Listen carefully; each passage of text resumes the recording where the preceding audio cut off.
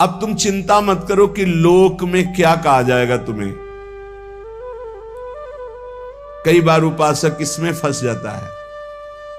इसीलिए न लाज तीन लोकन की, न वेद को कहो करे, न शंख भूत प्रेत की, न देव जच्छते डरे, सुने न कान और की, द्रवै न और इच्छना। तभी प्रेम लक्षणा भक्ति का जागृत होने का भाव आता है हृदय में। जब लोक धर्म का, लोक में हमारा उपहास हो रहा है, लोक में हमारी निंदा हो रही, अगर ये चुभ रहा है हृदय में, तो फिर भगवत मार्ग बाधित हो जाएगा। साधो निंदक मित्र हमारा, महापुरुषों ने कहा कि निंदा करने वाला हमारा मित्र है, जो बिना प्रयास के हमारे पापों को अपनी जबान से निंदा करके धुल रहा है, वो स्वस्थ रहे, स्वस्थ होकर हमारी छोटी छोटी बातों को पकड़कर खूब निंदा करे, जिससे हमारा भगवत मार्ग प्रशस्त और प्रकाशित हो जाता है, भगवत मार्ग पुष्ट और प्रकाशित हो जाता है। इसलिए क्यों तुम वृथा लोक चिंता करते हो? ये हजारों चिंताएं क्यों पाले हुई हो? छोड़ दो ना प्रभु के ऊपर। बड़ा सुख मिलता है जब प्रभु के ऊपर छोड़ दो। अपने ऊपर जब चिंता करने लगो तो बड़ी परेशानी उत्पन्न होती। कैसे करेंगे, क्या करेंगे, क्या होगा? और जब प्रभु के ऊपर छोड़ दो तो सब मंगल होगा। मंगल भवन है, वो मंगल ही करेंगे। अमंगल दिखाई दे रहा है, परिणाम उसका बड़ा मंगल होगा। ये जो शास्त्रों चिंताएं लिए बैठे हैं अपने लोग, इसीलिए भजन में तारतम्य नहीं होता। कभी लीला में डूब रहे, कभी नाम जप में डूब रहे, कभी सेवा में, ये तारतम्य नहीं। कभी प्रपंच की बातें, कभी प्रतिष्ठा का चिंतन, कभी नाना प्रकार के मान सम्मान का चिंतन, ये घुसने ना पावे हृदय में। बहुत सावधान रहना चाहिए साधक को। ऐसी बातें देखो मत, ऐसी बातें सुनो मत जिससे तुम्हारा हृदय उद्विग्न होकर प्रभु का चिंतन छोड़ दे। जिन्होंने अपने आप को प्रभु के भरोसे कर दिया, वो बेपरवाह हो गए। कर दो भरोसे में।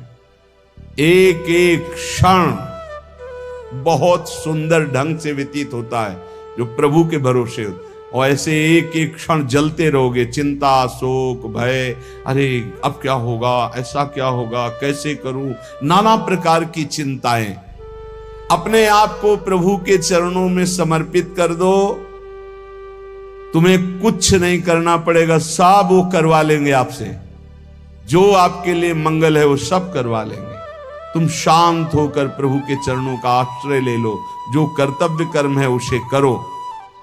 अलम कश्यापि संगत्या तवालम शास्त्र कर्म भी वृंदारण्य तृणम मन्यो धन्यो ना किंचिदाचरेत। तुम किसी और का संग मत करो, क्योंकि अगर और का संग करोगे तो तुम्हारी बुद्धि में व्यभिचार दोष हो जाएगा। भक्ति में भी व्यभिचार दोष होता है। अपने इष्ट से अलग चिंतन होना ये व्यभिचार दोष है। अलम कश्यापि संगत्या, किसी का भी ऐसा संग मत करो जो श्यामा श्याम के सुमिरन में बाधा पहुंचा दे, प्रिया प्रीतम की चिंतन वृत्ति हट जाए और अपनी चिंतन वृत्ति जागृत हो जाए, या किसी व्यक्ति की चिंतन वृत्ति, ये बहुत बड़ी हानि है। और आगे कह तवालम शास्त्र कर्म भी, तुम शास्त्र कर्म की भी अब चिंता मत करो। क्यों? शास्त्र कर्म की क्यों ना? क्योंकि कर्म करते करते अनंत जन्म हो गए, फिर भी हमारा उद्धार नहीं हुआ। अब क्या करो? अब भज गोविंदम भज गोविंदम गोविंदम भज मूढ़ मते। एक ही उपाय है भगवान का भजन। अरे भाई, जब तक तुम धन कमाने लायक हो तभी तुम्हें प्यार मिलेगा इस संसार में। बहुत सुंदर उपदेश है। जब तक तुम धन कमाने लायक हो तभी तुम्हें कहेंगे मेरा पति, मेरा पिता, मेरा भाई, मेरा अमुक अमुक। और जिस दिन तुम धन कमाने लायक नहीं रहोगे उस दिन कोई बात नहीं पूछेगा, पक्की बात है।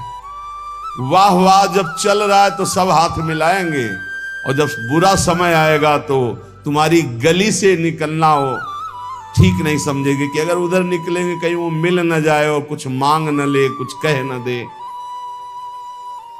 जब तक तुम धन कमाने लायक हो, तुम्हारे पास धन है, तभी तक तेरे को प्यार मिल रहा है संसार से, परिवार से। और जब तू रोगग्रस्त हो जाएगा, जराग्रस्त हो जाएगा, तो कोई भी तेरे से बात नहीं पूछेगा, बात नहीं करेगा। अरे मूढ़, इसलिए तू निरंतर गोविंद का भजन कर ले, गोविंद का भजन कर ले, गोविंद का भजन कर ले। ये आशा परिवार की, भोगों की इतनी सुदृढ़ है फांसी ये कि नहीं कटती है। बूढ़ा हो गया है, त्वचा सब ढीली हो गई, हड्डी हड्डी दिखाई देती है, सिर के बाल सब पक गए, दांत एको नहीं रह गए, लाठी लेके चल रहे, फिर भी वही परिवार की ममता। दरवाजे पे बैठा वही परिवार के विषय में सोचता रहता है। ये नहीं सोच रहा कि मृत्यु नजदीक आ रही, भगवान का भजन कर ले, अपने जीवन को सार्थक कर ले। अरे मूढ़, तू निरंतर गोविंद का भजन कर ले, गोविंद का भजन कर ले, कोई तेरे काम आने वाला नहीं। जब अवस्था ढल जाती है तो काम वेदना अंदर रहती, लेकिन काम क्रीड़ा नहीं हो पाती, जलता रहता है वो वृद्ध। जब जल सूखने लगता है तो जलाशय, जिसमें उसमें जो अंदर होते, कछुआ, मछली, मेढक, जो भी जीव, सब व्याकुल होने लगते हैं। क्या जलाशय, जब जल सूख गया, अवस्था निकल गई, तो क्या विकार, काम विकार उसे जलाता रहता है। वो चिंता से जलाशय में डलते रहते हैं कि अब पानी सूखा, मरेंगे। ऐसे ही जब धन नष्ट हो जाता है तो कोई परिवार का मित्र, रिश्ता, नाता कोई निर्वाह नहीं करता। सच्ची हमने देखा है, ये दृश्य देखे। इसी प्रकार अगर तत्व ज्ञान हो गया तो संसार से तुम मुक्त हो जाओगे। इसलिए तत्व ज्ञान प्रदान करने वाले भगवान गोविंद का भजन कर। दिन व्यतीत हुआ, रात आई, रात व्यतीत हुई, प्रातः हुआ, फिर दिन व्यतीत हुआ, फिर सायं आई। तुम्हारी आयु नष्ट हो रही, गए 24 घंटे, अब पता नहीं कितने घंटे, कितने मिनट हैं। शिशिर गई, शिशिर ऋतु, बसंत ऋतु आई, वर्षा आई, ग्रीष्म आई, शरद आई, गए। हर ऋतु 2-2 महीने अपना प्रभाव दिखाकर हमारी 2 महीने की आयु गई, ऋतु गई, दिन गया, रात गया, आयु बीतती चली जा रही है, आशा बढ़ती चली जा रही है। ऐसा मकान बना लेंगे, ऐसा कर लेंगे, ऐसा कर लेंगे। अरे मूढ़, मरने का समय आ रहा है। रोज दिन जा रहा है, रात्रि जा रही, सायं व्यतीत हो रहा, ऋतुएं निकलती चली जा रही हैं।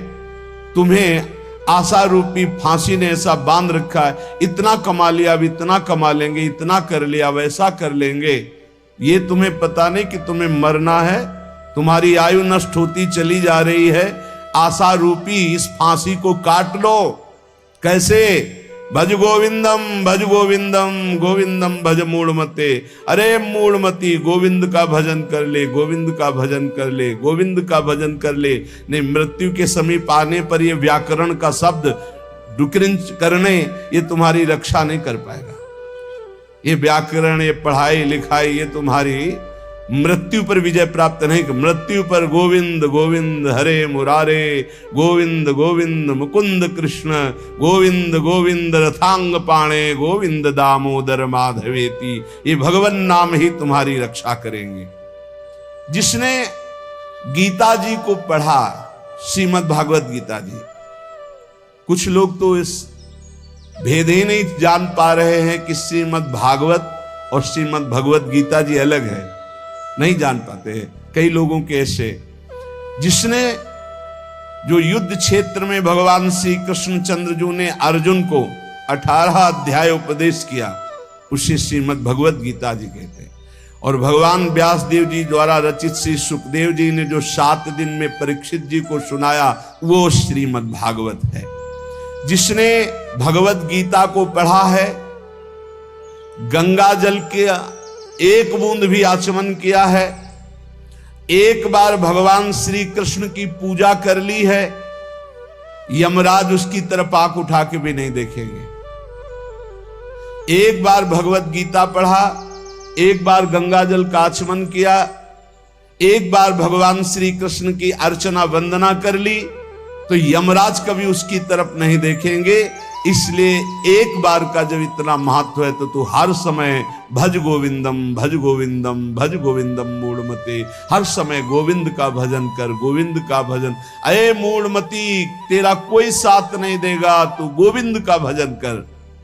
कहते हैं कि ये भजन की अवस्था नहीं है, तो कब भजन की अवस्था होती?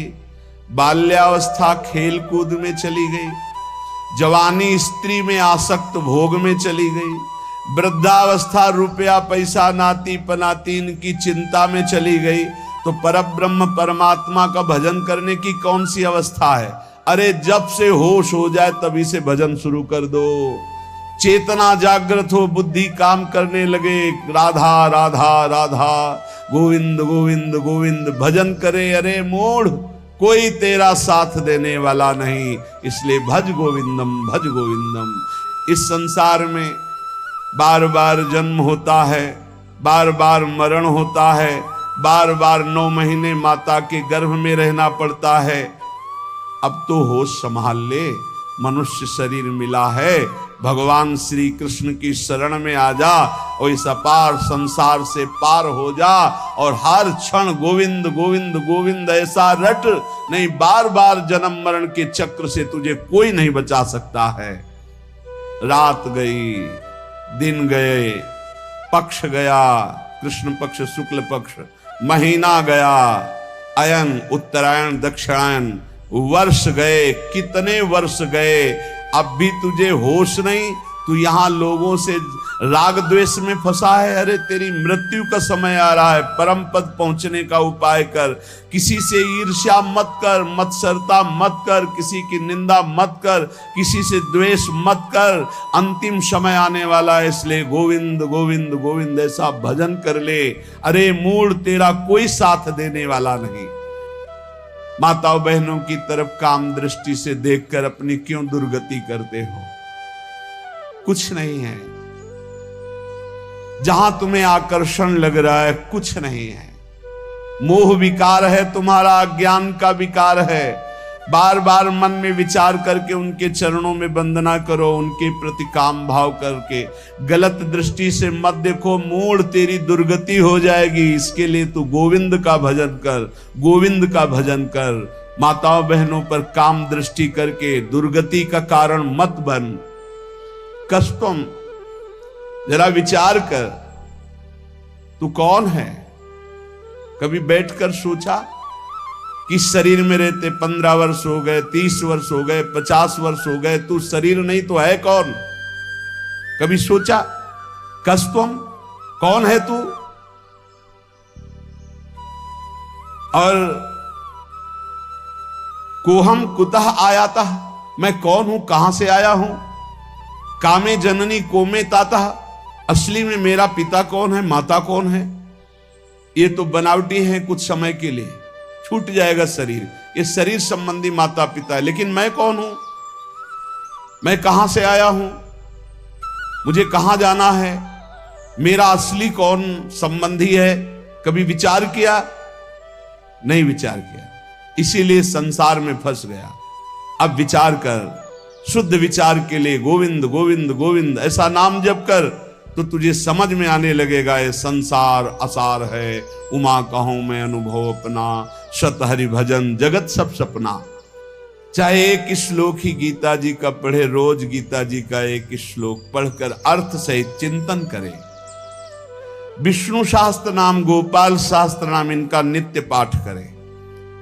1000 नाम हो जाते हैं, बहुत लाभ मिलता है। 35 मिनट में हो जाता है, बहुत आराम से गाइए तो 40 मिनट में हो जाएगा। रोज गोपाल शास्त्र नाम, विष्णु शास्त्र नाम का पाठ करो। रोज गीता जी के भले चाहे एक श्लोक ही पाठ करो। और कह रहे कि भगवान श्री हरि का नाम कीर्तन, उनका पूजन, उनका ध्यान करो, और सदैव संत जनों का संग करो। नेयम सज्जन संगे चित्तम, चित्त संत जनों की वाणी में दे, असंतों की वाणी में ना दे। और हमें लगता है संत जनों की वाणी में चित्त बहुत कोई भाग्यशाली देता है, नहीं तो प्रपंच की वाणी सुनने के लिए कान बहुत लालायित रहते। देयम दीन जनाय च वित्तम, यदि भगवान ने तुम्हें धन दिया है तो तुम उस धन का सदुपयोग करो, ऐसी जगह सेवा में लगाओ जो भगवान के अनुराग में चल रहे हैं, भगवान के भजन में लगे हुए हैं, गौ सेवा है, या ऐसे जो गरीब हैं औषधि के लिए परेशान हैं उनको औषधि का व्यवस्था कर दे। ऐसा धन का शोधन धन्य प्रथम गति जा।